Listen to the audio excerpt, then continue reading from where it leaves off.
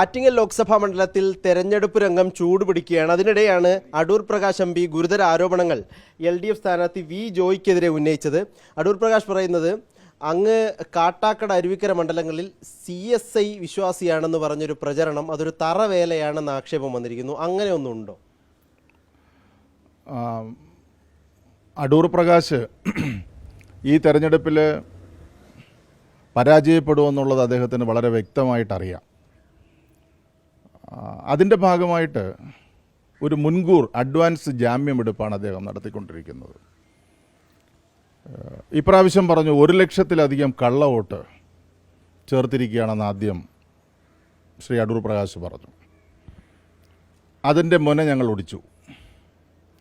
കാരണം ഇപ്പോഴത്തെ സോഫ്റ്റ്വെയർ ഏറ്റവും വളരെ സൂക്ഷ്മമായി ഉണ്ടാക്കിയിരിക്കുന്ന സോഫ്റ്റ്വെയറാണ് ഈ വോട്ടർ പട്ടികയിലെ സോഫ്റ്റ്വെയർ.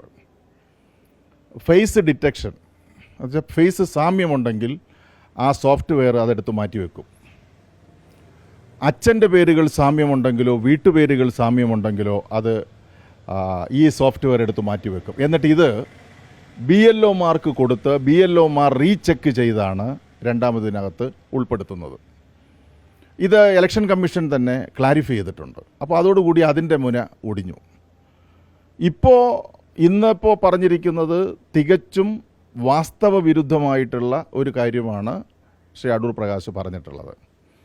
ഞാൻ ആദ്യമായിട്ടല്ല തിരഞ്ഞെടുപ്പിൽ മത്സരിക്കുന്നത്. 2 പ്രാവശ്യം നിയമസഭയിൽ മത്സരിച്ചു.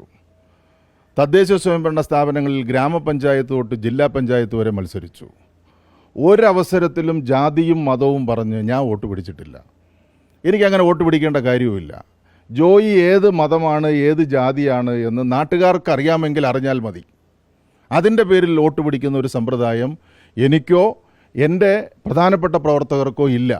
ആ പണി അദ്ദേഹത്തിന് പറ്റിയതാണ്. അദ്ദേഹത്തിന് എസ്റ്റാബ്ലിഷ് ചെയ്യണം. ഇപ്പോൾ എന്താണ്, ഞാൻ ഇന്ന ജാതിയിൽപ്പെട്ട ആളാണ്, ഇന്ന.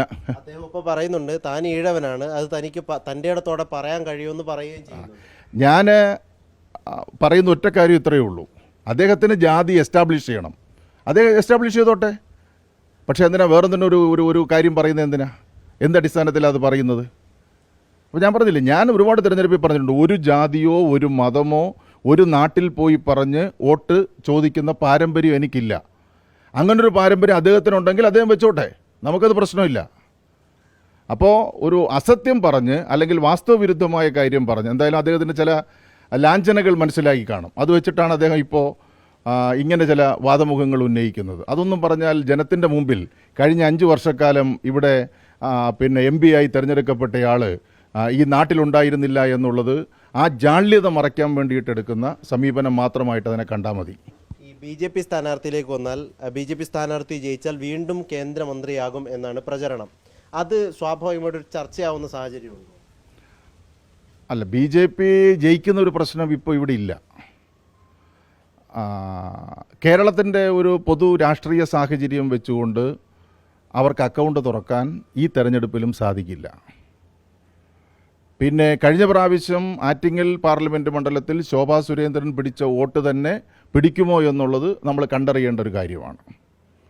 കാരണം കേരളത്തോട് ഒട്ടും നീതി പുലർത്താത്ത ഒരു കേന്ദ്രമന്ത്രിയാണ് ഇദ്ദേഹം. കേരളത്തിൻ്റെ ആവശ്യങ്ങൾക്ക് മുമ്പിൽ പുറംതിരിഞ്ഞു നിന്ന കേന്ദ്രമന്ത്രിയാണ് ഇദ്ദേഹം. അപ്പോൾ മലയാളികളെ സംരക്ഷിക്കാത്ത, കേരളീയരെ സംരക്ഷിക്കാത്ത ഒരു കേന്ദ്രമന്ത്രിക്ക് മലയാളികൾ കേരളീയർ എങ്ങനെ വോട്ടിക്കും? അതൊരു പ്രധാനപ്പെട്ട ചോദ്യമാണ്. ആ ചോദ്യത്തിന് അദ്ദേഹം ആൻസർ പറയേണ്ടതായിട്ട് വരും. മറ്റൊന്ന്, ഈ മുതലപ്പൊഴി വിഷയം ചർച്ചയാവുമെന്ന് പറയുന്നു. മുതലപ്പൊഴി വിഷയം സർക്കാരിനെ സംബന്ധിച്ചിടത്തോളം അല്ലെങ്കിൽ ഇടത് മുന്നണിയെ സംബന്ധിച്ചിടത്തോളം ഒരു തിരിച്ചടിയുണ്ടോ? ഈ മുതലപ്പൊഴിയുടെ എല്ലാ ഗ്രാഫിക്സും അല്ലെങ്കിൽ എല്ലാ രൂപവും തയ്യാറാക്കിയത് UDFൻ്റെ ഗവൺമെൻറ് കാലത്താണ്. ആ സമയത്താണ് അത് ആരംഭിക്കുന്നത്. പിന്നെ നമുക്കതിൽ മാറ്റം വരുത്താൻ പറ്റിയില്ല. അവിടെ ചില പ്രശ്നങ്ങളുണ്ട്. ആ പുലിമുട്ടിട്ടതുമായി ബന്ധപ്പെട്ട ചില പ്രശ്നങ്ങൾ നിലനിൽക്കുകയാണ്. ആ പ്രശ്നങ്ങൾക്ക് പരിഹാരം കാണാൻ ഇപ്പോൾ മദ്രാസ് IIT ബന്ധപ്പെട്ട് ഫിഷറീസ് വകുപ്പ് പഠന റിപ്പോർട്ട് തയ്യാറാക്കി ഈ 2 പുലിമുട്ട് കിടക്കുന്നിടത്ത് ആ 2 പുലിമുട്ടിന് പുറമെ ഒരു 10 പുലിമുട്ട് കൂടി സമീപ പ്രദേശങ്ങളിൽ ഇടാനാണ് ഇപ്പോൾ തീരുമാനിച്ചിട്ടുള്ളത്. അപ്പോൾ അതൊരു വീണ്ടും ഒരു ഡിസ്കഷൻ്റെ ആവശ്യമുണ്ട്. കാരണം പുലിമുട്ട് വരുന്നതനുസരിച്ച് തീരം അകത്തേക്ക് കയറുന്ന ഒരു പ്രശ്നം വരും. അപ്പോൾ അതിനെ എങ്ങനെ പരിഹരിക്കാമെന്നതിനെ സംബന്ധിച്ച് വീണ്ടും ഒരു ചർച്ച നടത്തിയിട്ട് വേണം നമുക്കത് പിന്നെ ചെയ്യാൻ വേണ്ടിയിട്ടുള്ളത്. മുതലപ്പുഴയിൽ ഇപ്പോൾ അവിടെ നാട്ടുകാർ പറഞ്ഞിട്ടുള്ള ഡ്രെഡ്ജിങ് നടക്കുന്നു, പാറ കടലിലേക്ക് വീണ് കിടക്കുന്നതിനെ മാറ്റി സ്ഥാപിക്കുന്നു, അത്തരം കാര്യങ്ങളെല്ലാം ഇപ്പോൾ പൂർത്തീകരിച്ചിട്ടുണ്ട്. ജോയ് അത് MP ആവുകയാണെങ്കിൽ കൂടുതൽ കേന്ദ്ര സഹായം കൂടി ഇതിലേക്ക് ലഭ്യമാക്കാൻ ഇടപെടും എന്ന് പറയാമോ?